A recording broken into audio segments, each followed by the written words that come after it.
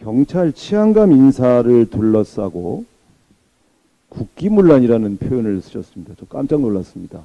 지금 윤석열 정부인데 윤석열 정부 안에서 국기문란이 일어났다 이렇게 대통령이 얘기할 수 있는 거냐.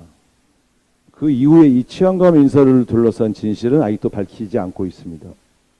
국기문란 정도라고 규정할 정도면 그게 대통령실이든 아니면 행안부 장관이 하든 이게 왜 국기문란인지를 국민들에게 조사를 해서 보고를 해주셔야 되는 거 아닙니까? 한 나라의 대통령이 정부 안에서 국기문란이 발생했다고 규정해놓고 지금 그 세부적인 내용을 조사도 안 하고 공개도 하지 않는 이 모습은 너무나 저는 충격적입니다. 정부 차원에서 이 문제에 대한 진상을 밝히지 않으시면 이거는 국회에서 국정조사라도 해야 되는 것 아니냐. 고용노동부 장관이 정책을 발표했는데 그 정책 발표는 정부의 공식 입장이 아니다. 이렇게 대통령께서 말씀하셨습니다. 장관의 발표가 공식 입장이 아니면 도대체 누구의 발표가 공식 입장으로 해석해야 됩니까? 책임장관제라는 표현을 쓰시면서 지금 정부를 운영하고 있으면서 책임장관이 발표한 게 공식 입장이 아니다 라고 말씀하시면 이제 국민들은 장관의 발표도 정부 입장으로 해석해서는 안 된다는 뜻인지, 검찰총장의 임명은 왜 이렇게 안 하고 있는 겁니까? 검찰총장을 임명하기 전에 한동훈 사단을 전부 다 검찰에 전진 배치해 놓은 다음에 바지사장으로 검찰총장을 앉히겠다.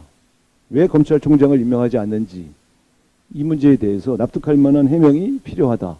이 세 가지의 사건이 바로 제가 보는 국정난맥상 혼란이 도를 넘었다고 하는 징표가 되겠습니다. 대통령 집무실 내의 보고 시스템에 문제가 발생한 것이 아니냐. 고용노동부 장관의 정책 발표의 내용 분명히 청와대와 상의한 것으로 저는 확인했습니다. 경찰의 치안감 인사도 분명히 행안부 담당 자들과 상의가 되었던 것이고 일부 내용은 청와대에도 보고된 것으로 알고 있다. 대통령에게 보고하지 않은 것인지, 대통령이 보고를 들었는데 기억이 나지 않는 것인지, 보고를 들었지만 오케이 하지 않았기 때문에 제가 한 것이 아니라고 판단하는 것인지 저는 대단히 혼란스럽습니다. 대통령의 입을 통해서 나는 보고받지 못했다거나 내가 결재한 것이 아니라거나 이런 얘기가 막 나오는 걸 보면 좀 이 대통령 집무실 내 이 시스템에 상당히 문제가 발생한 것 같다. 고용노동부 장관이 이 정책 내용을 집권 여당과 상의했다는데, 그러면 현재 윤석열 정부는 당정청 협의 시스템이 무력화된 것 아닙니까? 여당 대표는 보고를 들었는데 대통령은 모를 수 있다.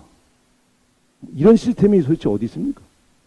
이런 국가 시스템이 지금 작동되고 있는 것입니까?